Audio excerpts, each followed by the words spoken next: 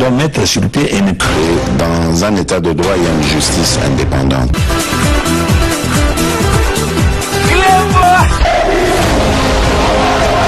Ce n'est pas pour rien qu'il faut découvrir. Bien, oui, bon, le Kamako,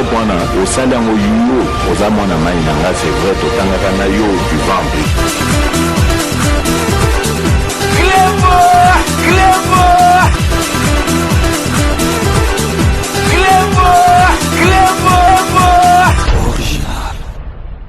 Salut et bienvenue sur Clébois Original. Merci de votre fidélité. 5 minutes avec César Ngadi. Tout le monde est d'accord et il en restera ainsi pendant très longtemps. 5 minutes à Lelo, Boyebi, donc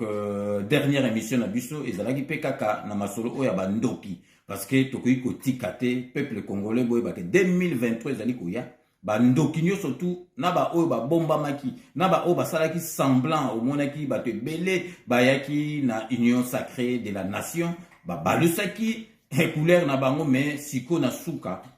Bazali koye ba na tango to yebsaki bino ke donc katumbi na yebsaka bino ke katumbi niveau ba yiba ba kope ba sala ya ba minéraux mboka na biso na kanambe jamais ba koki ko beba na ta ba beba ba sali semblant mais soki ba yokani ezali ya ko kamwate katumbi marque ba linganaki na kanambe ba kope ba ndo sala ya no bomundi ba minéraux na biso. Donc, côté moussou, c'est ça qui pense que minu wana iko salem sous 20 ans, katumbi na kanambe 6 qu'on a 2 ans. Donc, kopo bandoko sala beba na kika akepwa, donc obi ke fa kwa nga muninga ne fa kwa, ayi ba été donc katumbi melaki kanambe kop moko ya minéraux kanambe peseke colère, donc ya wana moni ke lelo katumbi salaki neti a comme opposant mais biso to yebaki ke katumbi azali opposante. La preuve lelo bomoni kaka basango ba sango kaka donc so tolobi te basango kaka donc bango mutu bazana sima ya politique lelo to ko la kisabino na kata émission pe to ko développer bino masolo to la kisabino kopo biso to yebsaki bino déjà que zalaki donc en tout cas forum moko ya réconciliation ya bakatangete po bakatangé bazana ba on a problème te ezalaki forum moko po PPRD et Sangama donc lelo et bimina poissa donc katumbi a pesimbote bato bagangi donc bamona kanambe donc ba peseni bambote mais tukolo bato ko développer masolo to kebisa katumbi aya lisusu kolela tenika bandai kolela to ko lakisa bino makamunyo surtout oyo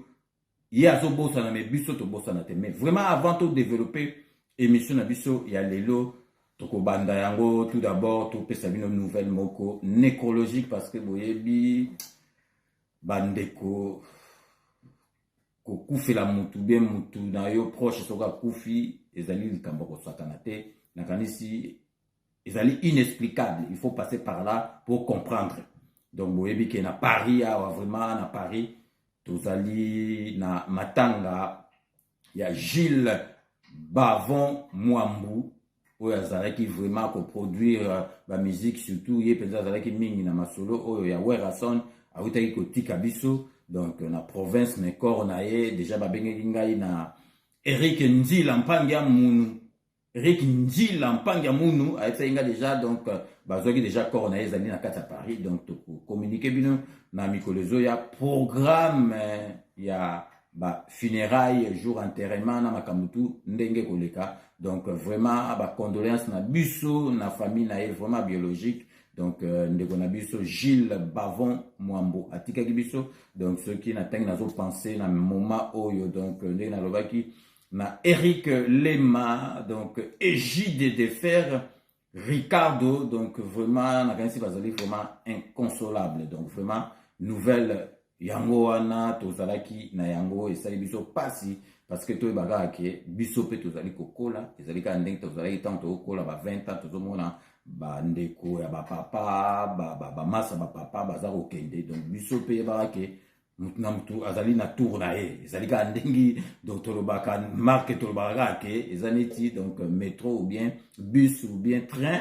na arrêt bato bazo kita ezo continuer ba msusu bazo kota on n'y peut rien ezali mokano ya nzambe donc vie salama boye nzambe ye moko apesa la paix azwaka donc avant to kota na développement ya sujet na biso ya lelo na yebisaki bino donc réconciliation ya Katumbi na Kabila donc to remarquer pause moko publicitaire na yebisaki bino na poto awa boyebi tozalaka na masolo oyo komplikaka biso soki oye na poto ezali mukanda soki ozwi mukanda ekokoma esika ya kolala ndako na yebisaki bino na précédente émission na ngai solution na biso bakongolais ezwami bakongolais oyo bazali mitema malamu oyo mpe baedaka bandeko na bango bazali mais mingi bakongolais soki azali na place moko ya malamu azosala na mindele amona mindele neti bakomi bandeko na ye olia aide bandeko na ye akoaide bandeko na ye te mais tozwi solution oyo etali ndako ya kovanda surtout awa na kati ya Paris et na région parisienne parce que boyebi na baprovince bandako eza nango na babelgique na bahollande na baallemagne bandako ezalaka nango mais awa na France surtout na Paris ndako ezalaka mpasi mpona kozwa yango solution ezwami avec kitenge appartement donc vraiment ezali solution mpo na biso nyonso surtout bacongolais donc bokomona tokotiela bino spot donc bobengi kitenge appartement azali mwana mboka asalaka na agence de la forêt agence donc oyo ezala na poto munene mututu ayebi agence la forêt oyo munene wana yaza na kati mais asepeli ko edaka bandeko ne bakongolais parce que ayebi ke donc atale mosusu bako faire visiter ndako okoti otali osepeli nango ntango okosa badossier agence wana mosusu propriétaire ndako ayebisaki bon bopesaka bato mwidu te bopesaka bandibu te omona kaka ke opesaki badossier na yo nyonso mais ozwi ndako te mais esili bato baza na problème bobengi kitenge appartement na spot oyo bokomona na banimero ya telefone na ye boyeba vraiment ke ozala déjà osepela ye soki lelo omoni ye 2 jours après ozwi ndako donc restez connectés sur Clébois Original, on revient tout de suite.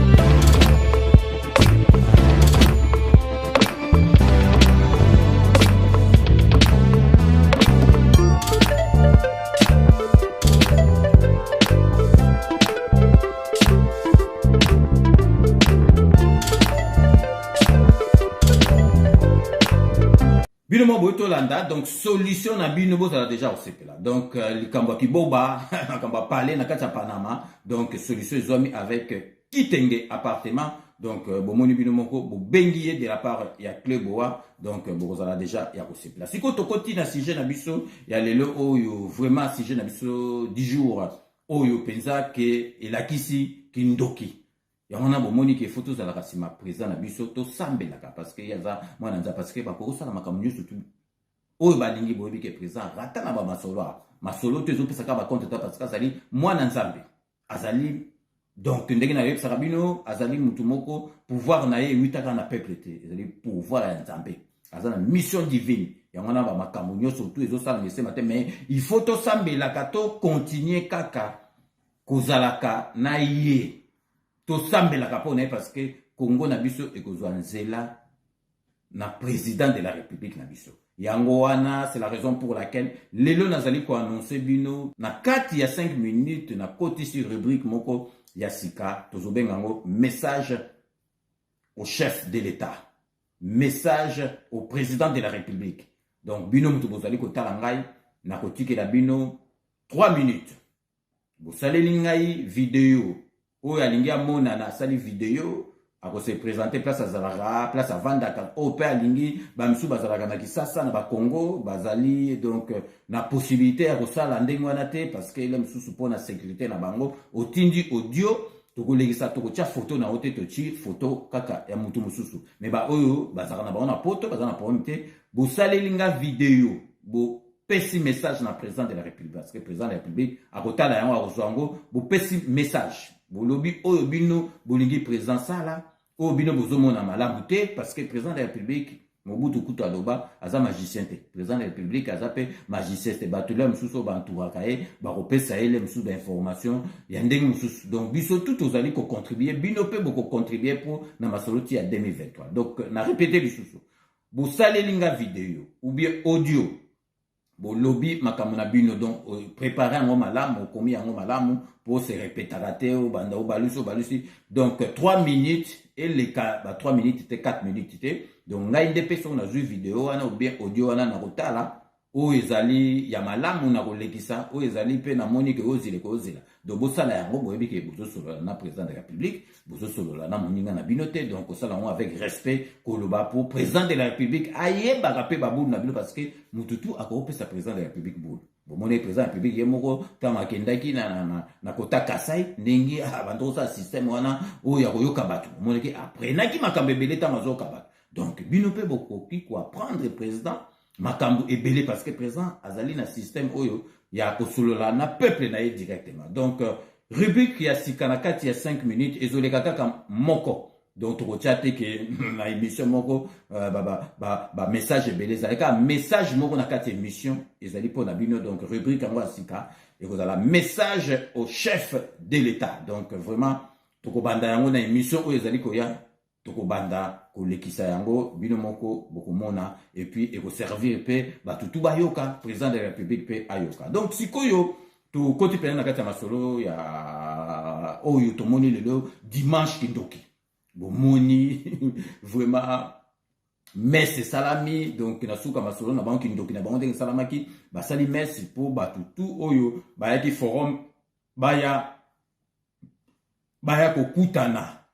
basilisa ngo na messe et puis en tout cas messe vraiment mais pour bato musu bazaki na kati ya messe na bazaku na droit ya kokota kutu na kati église te donc tala na ba soro diongo bakota kokota église et puis vraiment c'est bien grave encore bato que nomela pe communion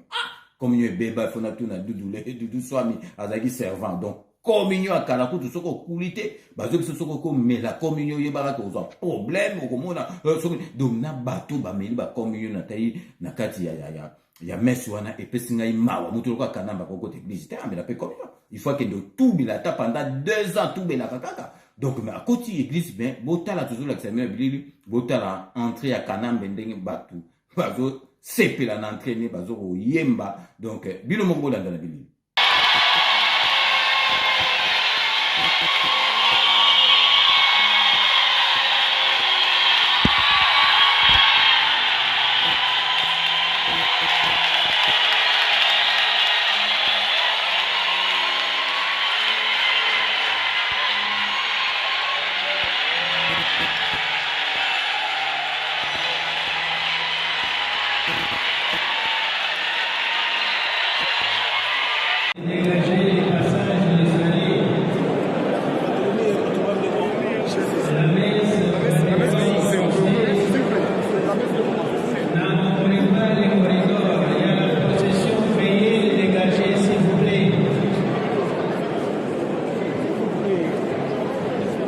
Service protocole dégagé, faites dégager les corridors,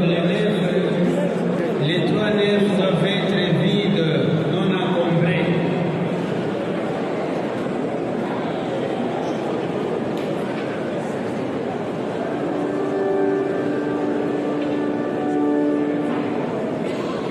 La messe va commencer par la procession prière, libérer les passages. S'il vous plaît. Donc bino mo bomoni entrée à Kanambe on a Kanambe vraiment soka vandi donc lelo ba katange ba lobi ke Kanambe za katange mais tango ekoma Kanambe za katange te bino mo bondimi bo pesi national donc nationalité katangaise donc boye ba bino moko donc vraiment Kanambe tandika zokota et puis bati epé donc na liboso vraiment et puis botala bino moko en tout cas Kanambe vraiment za toro penza sans ali botala penza donc accoutrement là donc alati penza costume likolo na cravate na chemise menacé alati caputou la soki donc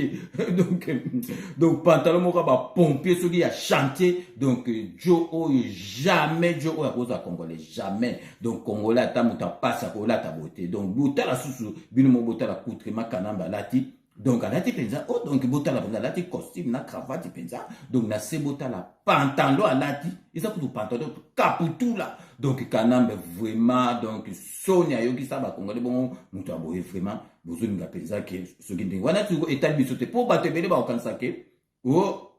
idps o ba César Ngadi au président de la République o toujours banga te etali biso kutu te mais ezali ke fallait bolo bakaka avant que ezali te ke forum ya réconciliation bakatang fallait bolo bakaka forum ya PPRD to sangana pour na 2023 tongo comprendre biso to yebeki déjà makambo wana mais ezali vraiment pas si donc parce que bo sangana ndenge bolingi bo sangana bien de bolingi 2023 mutu a gagné président Fachi azate mais tous à la kaka mayele to comprendre que batouana ndenge bakomi ndenge wana baza basokodio ya wana to sengi na président de la République donc mutu lokola Katumbi il faut avoir bouton penzo moni bouton oyo penza donc oyo penzo pesa kanambe mutu na ye donc Katumbi penza bouton penza pour souta ye libela ndenge penza souta kanambe parce que bomoni kaka ke ayaki penza talaka mutu wa ye ayaki penza abokutani na ye na makambo donc ye nyo sacré donc akoya pena ba bora faux akoya pena ba bora faux donc il y a déjà ndenge a rêver ndenge wana donc wana tu ezaka makambo ya nzambe ndenge batela donc azamu to moko souta ye libela donc bouton penza na ba marque penza donc oyo président Rwanda Zwaki Kagame penza acha penza loboko boy donc tout penza ya ba marque boy donc Katumbi donc atika la kaka na mutu na ye oyo déjà babandaki na bango kosola bandaka la donc aya su kolela te wana na réfléchir bino mema botala kaka bestre oyo toyebisi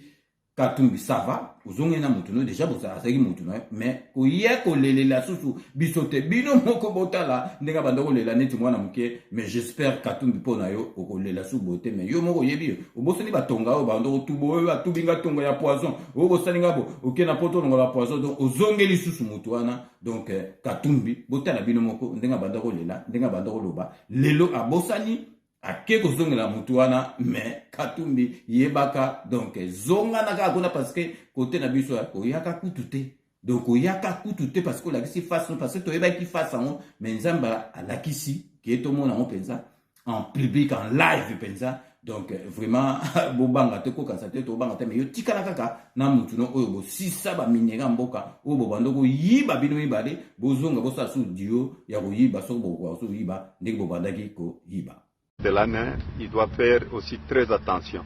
Et s'il arrivait quelque chose à ma famille, il est responsable. À mes proches, il est responsable. Même s'il arrivait quelque chose sur Moïse Katumbi, concernant ma sécurité, il est le seul responsable. C'est plus qu'une dictature, parce qu'aller dans son village avec un avion, l'état de droit, où est cet état de droit? Il est partout. Le tout-puissant Caleb, si je peux le dire comme ça, il est partout. L'arrestation des gens, c'est lui. L'autorisation pour les avions, c'est lui. C'est lui qui donne même des ordres au ministre. Mais M. Caleb doit arrêter tout ça. Il travaille pour le peuple congolais.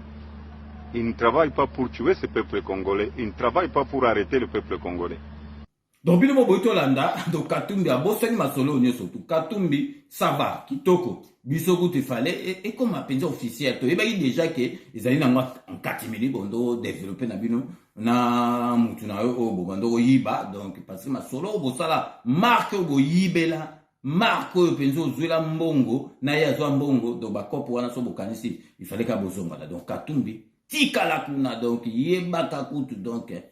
yaka kakutu teke soki na ba génie donc vraiment bomoni bino moko donc yangwana to bangate to fongola misu na biso parce que 2023 bandoki wana bazali ko sala likopa na bango mais likopa na bango e ko simbaka te donc nazo profiter pe pona ko se décompresser na makambo ya politique hermoso ko vandi na o nazali ko laksa bino ndenge bozo mona donc album ya Korako moni ba musique sikoyo donc échange mais ba musique penza solo ezali bolanda donc bozomona na sima Korako album a Korako botalaka ke yazali muta njengaka talaka njengaka ndenga bano sala banjembo na Korako asala album mo kitoko nazali ko conseiller bino ango bozali ko mona surtout botala diomo ayembi na Papitex ezali vraiment kitoko mingi donc Korako chapeau bas na musalo sali donc musique ya solo batu ba yebaka yango donc vraiment tozali ko marquer une courte pause publicitaire ya ba partenaire na biso ndeka boyebi donc Kodia Simon Kodia Simo ezali société o epesa qui vraiment epesi donc opportunité epesi chance na ba congolais nyonso ba comme ba propriétaire bandaku na ba norme moko o ya poto donc vraiment Kodia Simo na site o ya maluku comme na suka to ko kenisigo na ba kota ba mwanda donc vraiment Kodia Simo merci na nyonso to sali pona bana mboka tozali lisusu na Sepela TV décodeur o ya bana mboka wana otambla nango partout même na Kisasa ko nango parce que internet est comme makasi na Kisasa otala yango otambla nango partout ezani ba décodeur o tozora te efani na ndabwana otambla nango partout ya muke uchonga na poche otamboli donc Sepela TV ezana bilengi nyonso surtout au congolais alingaka ezali na kati puis bobosana te donc fret maritime agence de fret Wami service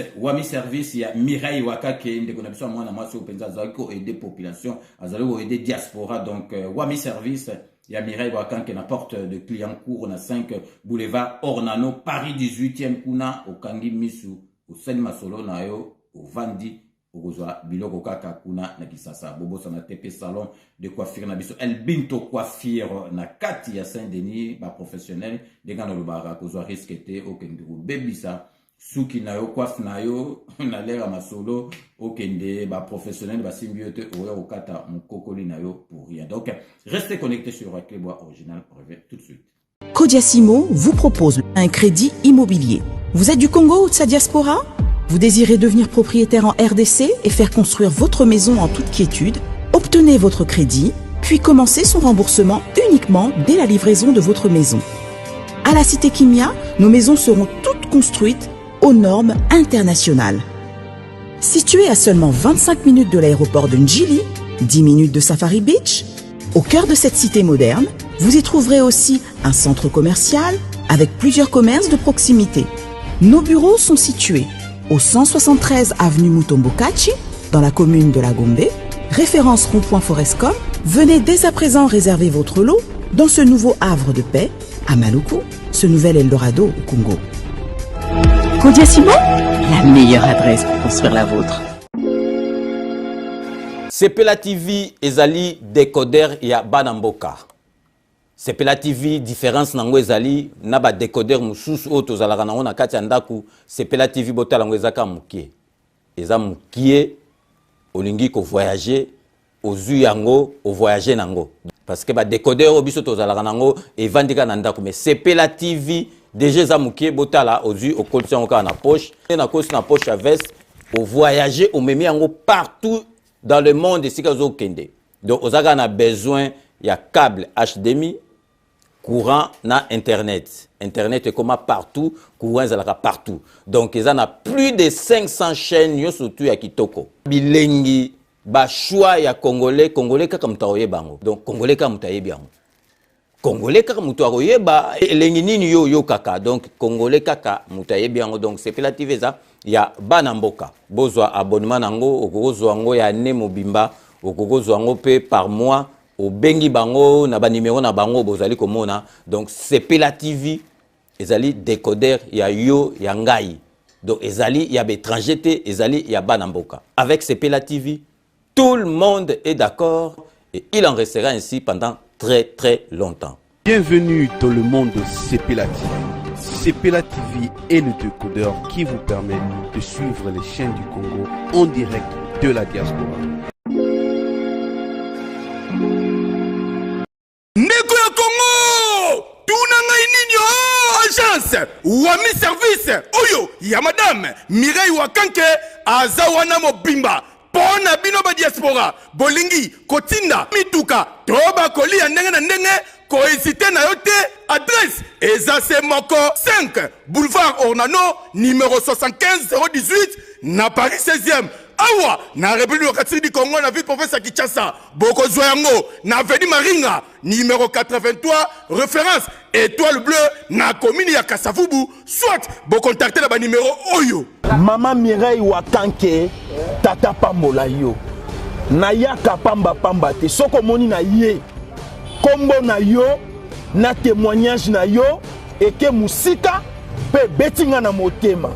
na mona ba agence na sena moi oyo lukute za makasi na ba agence na escroquerie okomona mosali ya nzambe asali pe publicité batu bazotala me agence na bango vérité ezate namoni mituka namoni bilamba namoni bakoli nyonso bato batindaki ndenge bayebisaki ngai yaka kokontrole na kontrole namoni mosala oyo osala wami service libota na nzambe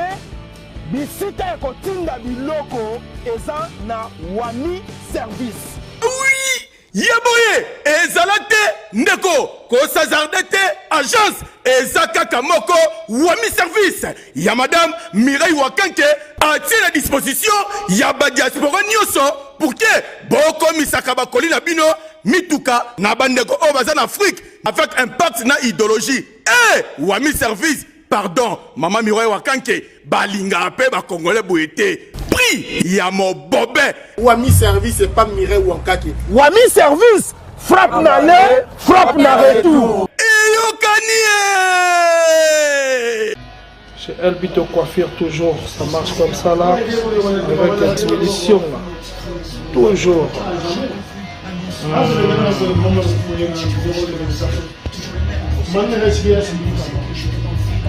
Salon number one chez Elbito Coiffure.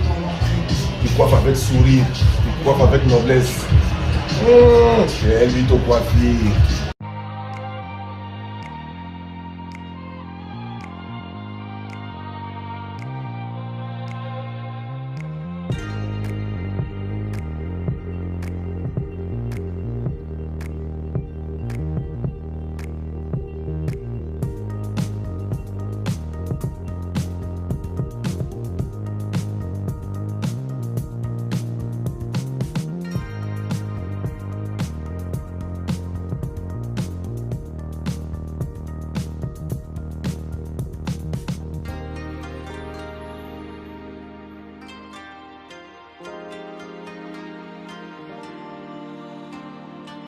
Merci na ba partenaire na biso oyo baza ko soutenir biso et puis bino pe bozali ko soutenir bango donc yangwana merci le président de la République alobaki congolais nyonso tu fa comme un millionnaire congolais to longo l'esprit o ya motema mabe muninga soka sali eloko bolingi te avancer bomona neti ba titi nyonso fait ma avantage aza na boutique ne d'habillement donc ça va plus de 20 ans à 30 ans yango mais batu ba olinga kaka te bozoko lobaka boy mais to tchaka bandeko na biso maboko donc ndenge na ebisi bino 2023 oya bomoni bakindoki ekomi kosalama mais ezali biloko moko ya se ekokoka vraiment te parce que président de la République na biso azali mwana nzambe bomoni katumbi na master na ye donc kanambe ndenge bakutani donc na miso bato moni ba makamso esalamaka bazali ko bombana mais nzambe bazali na faci elakisami mokili mobimba donc yango na pe nazali ko profiter boye ba ke rendez-vous tozali na yango pour na kosepela na indépendance na biso parce que banda facha kota indépendance to sepela ngote cette fois-ci il faut vraiment to sepela concert boyebi concert oyo érotique à la d'une façon indélébile na ba mémoire ya ba congolais surtout partout dans le monde des ali concert oyo penza donc oyo mutu moko na sala ngote na mboka na biso concert ya Wenge musique 4x4 oyo penza donc ya bango penza oyo babanda donc Jibem Piana, Werason, Blaise Boula, Alain Makaba, donc Adolphe Dominguez, donc pour ne citer que ceux-là, donc bako sala masolo moko concert moko penza bomona aneti na ba poto neti gim sazo beta na kati ya stade awa na France bomona ba son wana donc concert wana boyebi ke to pesaka chapeau bas na félicitations na grand mécène Amadou Diaby o ya sali makambo batu bakokaki te donc batu yango na bazomona ke lekeli bango bakomi ko ba non mbongo eviti pa na l'état donc batu ba lo bandenge les autres c'est biso parce que Amadou Diaby aza muta mbongo azali na référence abanda masolo banda kana batu bazol baona bazali koyeba yete bayebi ka siko yango ba kama Amadou botu na ba musicien ba bando kene na ba Afrique de l'Ouest ba Guinée ba nini wana ba contrat bando signé ba millions parce qu'Amadou Diaby a yebi et puis ceux qui sont ici parce qu'Amadou Diaby a yebi ko sola azape abanga kanzambe azape na maloba donc bota la kaka mutabana ko s'occuper na ba joueur professionnel donc abanda mama solo na ye donc il y a zo sala donc ezali ni bo monaki to ko sabino donc signature ya contrat au to etsaki bino déjà a signé na brasserie moko na mboka na biso donc to bomba te bralima to etsaki bino susu Africell Kalaté bo mona Robank Et puis, parce que vous avez une formation à la source. Canal Plus et que c'est déplacé et que y a sur place que ça les missions mobimba. Donc, bah, y a que ni ba y a matériel na bango ba y que ça les missions mobimba. Tout là que ça bino signature y a contrat na Africell ou aussi ba publicité à ba fiche surtout à 90% et puis na émission ba coulisses y a émission oyo y a Canal Plus et puis boye ba ke na finale oyo y a Ligue des Champions beaucoup na publicité oyo y a Wenge Musica y a concerné. Donc restez connectés sur Club Original, on revient tout de suite. C'est comme si le but elle serait des retours. Wenge Musica BCBG 4x4 tout terrain au grand complet, refait surface et réveille toute une génération de mélomanes qui ont longtemps rêvé ces moments. Jibem Piana Mukulumpa, Noël Ndiama Makanda Werason, le prince Alain Makaba, tous présents. L'événement culturel de ce 30 juin retient l'attention du continent noir et attire bien d'annonceurs et partenaires. Les producteurs, initiateurs Amadou Djabi et Mansa Musica devront compter sur des opérateurs de la téléphonie mobile pour un accompagnement et la réussite de ces méga concerts du 30 juin. Africell s'affiche et inscrit son nom aux côtés de ces étoiles de la chanson à travers ses contrats signés entre parties. Wenge Musica a influencé des générations entières à travers sa passion et son talent. Au milieu de tous les défis que rencontre la RDC dans ses différentes sphères, ce concert qui se tiendra ce 30 juin, jour de l'indépendance de la République démocratique du Congo, apporte un message fort et poignant qui est celui de l'unité, véritable force motrice et incontournable pour la grandeur de notre nation. Nous ne pouvons clore ces mots sans pour autant remercier le gouvernement qui facilite la réalisation de ce grand concert, Mansa Musica, RDC, d'avoir fait confiance à notre réseau et nos grands artistes qui sont ici avec nous ou bien qui seront dans le concert du 30 juin. En effet, le concert Wenge s'accorde tout aussi bien dans notre slogan fort, Africell, le réseau du peuple, pour un concert qui rassemblera en un seul lieu le peuple congolais. Ces grands acteurs de la téléphonie mobile en République démocratique du Congo va s'investir pour donner une toute autre dimension à ces grands rendez-vous de l'année.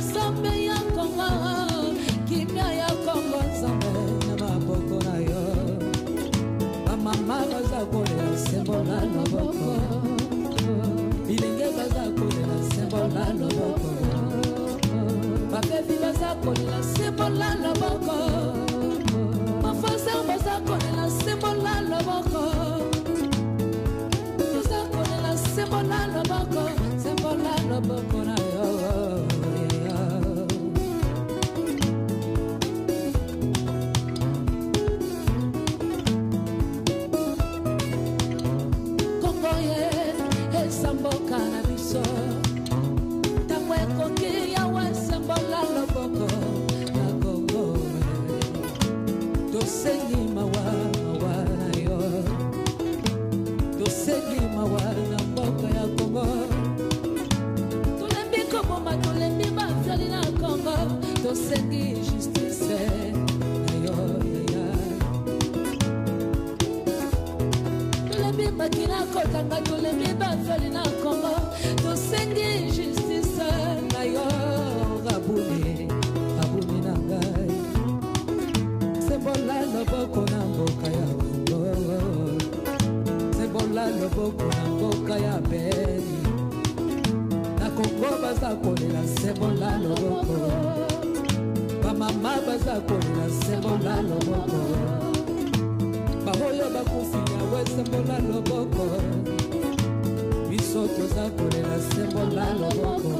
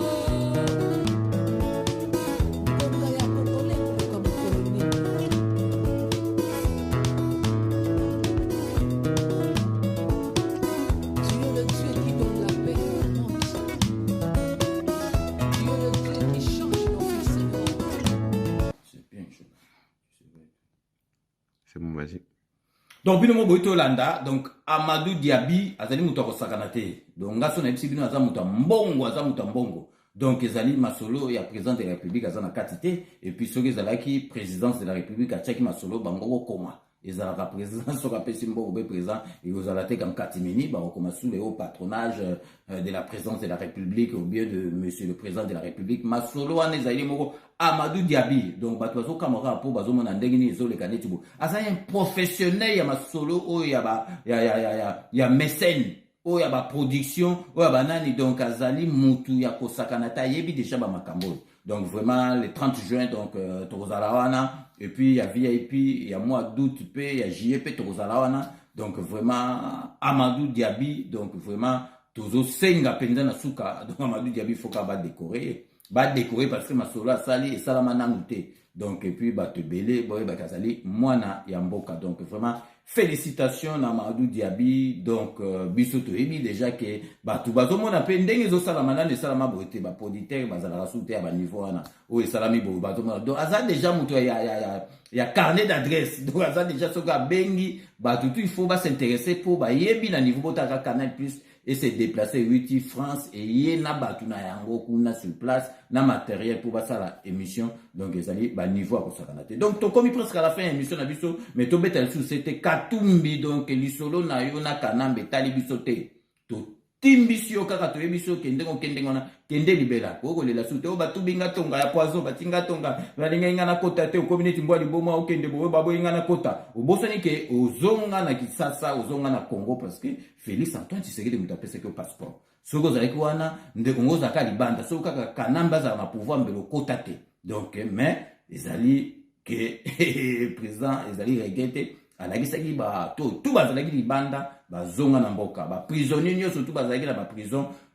bima libanda bato masolo ya politique bakanga so bapoliticien te mais Katumbi donc nzambe moto atindi yo revese yango ndenge wana ntina suka tozali kobanga te mais masolo na yo na Kanambe ezala kaka ya bino mibale koya kolelela biso te na suka parce que ndenge okebo yebaka déjà que to suti yo libela donc ozwi bouton ya libela penza donc neti Kanambe azwa donc wana etali biso te donc vraiment tokomi na suka émission na biso ya lelo ndenge na yebisaka bino kaka que je vous laisse le soin d'en tirer vos conclusions et de me faire parvenir vos commentaires comme d'ailleurs vous en avez l'habitude. On sort comme suka et émission na biso tozali vraiment kobanda toujours ko féliciter base vraiment tokoti kangote tobanda toujours honorable Jean Moutala merci Nanyo surtout au sala rapport na 5 minutes avec César Ngadi honorable Jean Moutala na kata Londres en tout cas vraiment tokoti kakaote parce que yo otika rappel bisote toujours na kata Londres tozali ko pesa mbote na José Kano ki kakamene maître Wera Mukuna maître Rajamoule merci Nanyo surtout au sala rapport na 5 minutes avec César Ngadi totika toujours na kata Londres pour na pesa Jano Matundu merci Nanyo surtout au sala rapport na 5 minutes avec César Ngadi toki na kata Espagne pour na pesa Beloti Mavungu vrai chéri merci Nanyo surtout au sala rapport na 5 minutes avec César Ngadi Tozungi awa na kata France pour na pesa Fifi Philofaria l'homme à la Mercedes très propre Fifi Philofaria merci Nanyo surtout au sala rapport na 5 minutes avec César Ngadi toujours tala toujours na côté administrateur tokobosa na raté musala o bazali ko sala donc tokopesa bote na Shai Mukenge Shai wa balengela mon voisin Shai Mukenge Shai Babi Kisinga merci Nanyo surtout au sala rapport na 5 minutes avec César Ngadi tokobosa na te Jerry Mukuna merci Nanyo surtout au sala rapport na 5 minutes avec César Ngadi donc tokobosa na te Alain Delo na Katia Paris Alain Delo merci Nanyo surtout au sala rapport na 5 minutes avec César Ngadi tokobosa na te maître Hakim Kabongo merci Nanyo surtout au sala rapport na 5 minutes avec César Ngadi tokobosa na te soto tangi maître Hakim Kabongo to tanga Robingele Ebotu merci Nanyo surtout au sala rapport na 5 minutes avec César Ngadi et puis sans oublier triple action Zakoto mutunanga donc vraiment merci Nanyo surtout au sala rapport na 5 minutes na yebi ke yo orataka 5 minutes te donc tokopesa pe mbote na maître Njoube le maréchal maître Njoube merci Nanyo surtout au sala rapport na 5 minutes avec César Ngadi tokopesa mbote na les beaux les boss celui totangi les beaux les boss tokobosa na Merlin Canon na kati ya Belgique donc tokopesa pe mbote na Gigi Mbele kuna na kati ya Mali kuna donc Gigi Mbele merci Nanyo surtout au sala rapport na 5 minutes avec César Ngadi petit frère propre Gigi Mbele et puis tokei na kati ya Hollande pour na kopesa Andiol Kubanza merci Nanyo surtout au sala rapport na 5 minutes avec César Ngadi donc tokopesa mbote na kati ya Kisasa na Gabi Mbuyi merci Nanyo surtout au sala rapport na 5 minutes avec César Ngadi boyelika tosu qui sera toujours parce que santé et l'équipe makamunyoso santé sur les alliés bien te donc au salaka eloko morote santé ata ezali mabe ozana mbongo batumsu bakoliango donc recommander bino fobolandaka donc parlons santé il y a de retour na biso Jean-Paul Djamba donc il y a mwana to ça toujours na Jean-Paul Djamba à na kati à Paris merci Nanyo surtout au sala rapport na 5 minutes avec César Ngadi donc c'est la fin de ce 5 minutes avec César Ngadi merci de l'avoir suivi nous allons nous retrouver avec grand plaisir dans 24 heures pour un nouveau numéro cette émission a été réalisée par Willy Kunda et Edino Image Panza Sangoya Congo les King donc restez connectés sur Clébois Original. Vous n'avez pas tort. D'ici là, portez-vous bien et à très bientôt. N'oubliez pas, tout le monde est d'accord et il en restera ainsi pendant très très longtemps. Bobo Sanate Kanambe Arozwa Masolo Nambuchu Penadikos.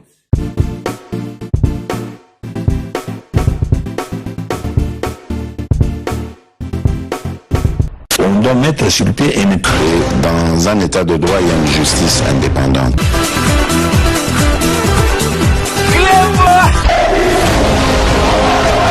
Ce n'est pas pour rien qu'il faut des causes. Oui, bon, le Kamako, au salaire, au yuo, aux amants, c'est vrai, au Tanakana, du ventre.